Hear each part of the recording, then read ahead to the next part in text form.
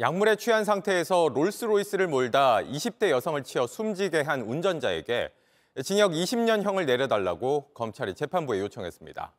검찰은 운전자가 진심으로 반성하지 않고 있다고 했고 유족들도 엄벌을 내려달라고 했습니다. 조혜연 기자입니다. 20대 신모 씨는 지난 8월 서울 압구정에서 롤스로이스를 몰다 인도로 돌진해 20대 여성을 치었습니다. 신 씨는 향정신성 의약품인 미다졸람 등을 투약한 뒤였습니다. 사고를 내고도 구호 조치 없이 현장을 빠져나갔습니다. 석 달 넘게 뇌사에 빠졌던 피해자는 결국 지난달 숨졌습니다. 신 씨는 경찰에 나왔을 땐 사죄한다고 했습니다. 피해자가 감사합니다. 가족들에게 하실 말씀 없으신가요? 죄송합니다. 저 진심으로 사죄드리겠습니다. 죄송합니다. 그런데 정작 재판에선 병원에서 의사를 데려오려 했던 것이라며 도망친 게 아니라고 했습니다. 하지만 검찰은 운전석에서 휴대전화기를 만지작거리며 신고를 하지 않았고 주변에 도움 요청도 하지 않은 채 현장을 벗어났다고 반박했습니다. 그러면서 납득하기 어려운 변명을 늘어놓으며 진심으로 반성하지 않고 있다며 징역 20년을 선고해달라고 했습니다. 유족들도 엄벌을 내려달라고 했습니다. 최소한 20년에서 30년 1심에서 받았으면 빠져나갈 수 있다고 보는 부분에서는 인정을 안 하고 그거는 이제 진정한 사과가 아니라고 느껴지기 때문에 신 씨의 약물 투약에 대해선 경찰이 수사를 이어가고 있습니다. JTBC 조혜연입니다. 이제 와서 합의라는 게 도대체 무슨 얘기일까요? 그래서 피해자 가족인 친오빠가 법정에서 6분 정도 이제 증인으로 참석을 해서 말씀을 좀 하셨습니다. 이제 비대면, 그러니까 이 피고인을 보기도 힘들었겠죠. 그래서 비대면으로 바깥에 나가 있는 동안 오빠는 법정에서 얘기를 했는데 그런 말씀을 했어요. 갑자기 이제 와서 반성문 내고 합의를 해달라고 그런다, 협의를 하자 그런다 그러는데 뭐 몸으로 움직인 것도 없고 어떤 뭐 반성을 한다고 하는데 어떻게 하자는 말도 없이 그냥 두루뭉실하게 합의보자고 변호사를 통해서만 전해왔다라는 거예요. 그러니 이 증인인 친오빠 입장에서는 이 사람이 진짜 잘못을 반성하는 건지 아닌지도 모르겠고 늘 저희도 얘기하는 거 있잖아요. 반성을 판사한테만 한다. 이런 식의 취지들을 말씀을 좀 하셨던 겁니다.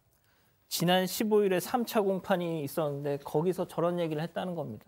자, 근데 그날 재판에서 또 다른 증인이 있었죠? 네, 이 현장에서 사고를 목격하고 또 신고까지 한 여성이 있습니다. 이 여성이 증인으로 출석을 했는데 이 당시에 판사가 부담스러우면 비공개로 진행을 해도 된다 이렇게 얘기를 했지만 괜찮다고 하면서 당시 상황을 또렷하게 증언을 했습니다. 일단 사고 당시에 이 피해 여성이 차에 깔리는 걸 목격했다 이런 얘기를 이어갔고요. 그러면서 당시에 신 씨와 눈이 마주쳤는데 웃는 표정이었다. 당시 신 씨가 몸을 가누지 못하면서 걸어가기에 술에 취했다고 생각했다 이런 얘기를 했습니다. 또 경찰에 체포될 때 반항하는 모습이었고 정확하진 않지만 뭔가 소리치는 것처럼 보였다고도 증언을 했습니다. 아, 참 이 친오빠의 증언을 들어보면 말이죠.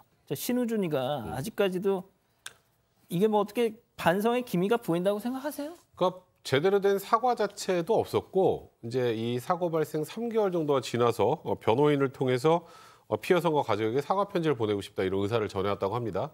당연히 거절했다고 합니다. 일단은 아까 양절 변호사 말씀하셨던 것처럼 피해자에게 진심으로 사과하고 사죄하는 게 1번인데 형량을 낮추기 위해서 법원에 반성문 내고 이 사과 편지를 이제 형 선고 얼마 남지 않은 상황에서 보낸다는 건 본인 형량 낮추기 위한 의도 그 이상 그 이하도 아니라고 판단을 했던 거고요.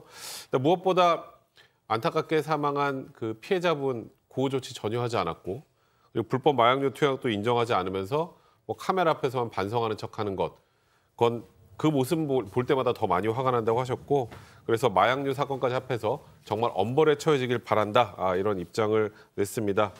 10월 30일에 돼서야 법원에도 반성문 제출했다고 합니다. 아니 뭐 저희가 이제 앞서 이 사건 전해드릴 때도 뭐 그 CCTV 영상을 보여드리면서 전해드렸지만 다시 한번 좀 소개를 해드리면 사고 직후에 시민들이 달려옵니다. 그래서 깔린 그 피해 고인을 꺼내려고 할 때 신우준이는 그냥 운전석에 앉아서 휴대폰으로 어디 전화하고 있었어요. 응? 그리고 또 이후에 사고 현장을 이탈해서 자기 그 약을 처방했던 병원으로 갑니다.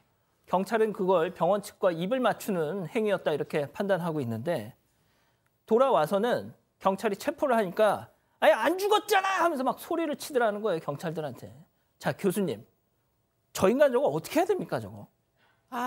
뭐 너무 안타깝죠. 이제 엄벌해야 된다. 이 정말 일말의 어떤 양심의 가책도 없는 당시의 상황을 고려해 보면 이건 정말 엄벌이 당연하다 이렇게 생각이 되는데 더군다나 지금 뭐 합의를 시도하겠다라고 주장하지만 문제는 지금 시인을 안 하고 있어요. 도주한 것도 시인 안 하고 약물했던 것도 시인 안 하고 그러면서 도대체 무슨 합의를 하자는 건지 결국은 사고를 내게 된 여러 가지 경위에 대해서 하나도 인정 안 하면서 그러면서 그냥 합의만 계속 종용하고 있는데 제가 너무 걱정스러운 건 요즘은 형사 공탁 같은 거를 걸어가지고 기습 공탁 돈을 갖다가 법원에다 맡기고서는 그리고는 마치 뭐 합의가 됐냥 하는 어떤 감경 인자로 인정해 달라는 주장이 나올까 봐 미리 이제 그렇게 해서는 안 되겠다는 말씀을 좀 드립니다.